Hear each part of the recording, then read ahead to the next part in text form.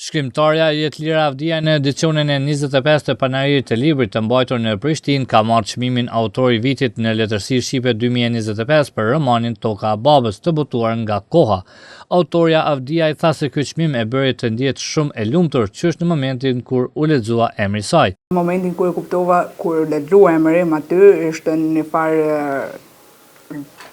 koha u ndalë në vend edhe mbajta vesh edhe tash anash shokut mi thasha ti Jetlira Avdia ti dikush tjetër, Jetlira ti është një surprizë e mirë që për një moment nuk e pata një ndërsi shumë interesante, ishte një ndjenjë e bukur, në të njëjtën kohë ishte pak e pabesueshme se isha në mesin e matrive aty që autorja e vitit dhe kur dola mora pata emocione, kuptohet që pata emocione, po është një ndërsi tepër e bukur dhe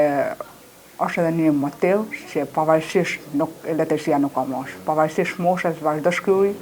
se nesër mas nesër do të besohet puna jote. Avdia i tha se libri Toka e Babës është libër që trajton trashëgiminë e pronave tokave, raste këto që shumë shpesh shkaktojnë edhe probleme brenda familjeve. Është një roman që prek aktualitetin ton, është një roman që ka një ngjarje që është duke ndodhur edhe këto vitet e fundit, nuk është një ngjarje që ka qenë vetëm me të kaluar shoqërisë shqiptare, por është aktuale.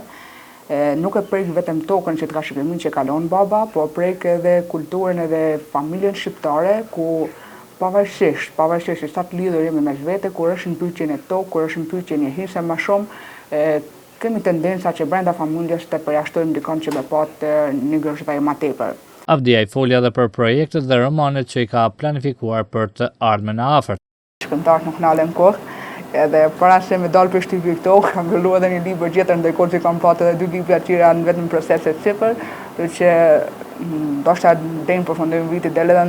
ndërshkrim, ndoshta më herë, ndoshta pak më vonë, për këtë pjesë nuk muj me tregu saktësisht se historia e librit ma bën surprizë edhe mua kur do me përfundu.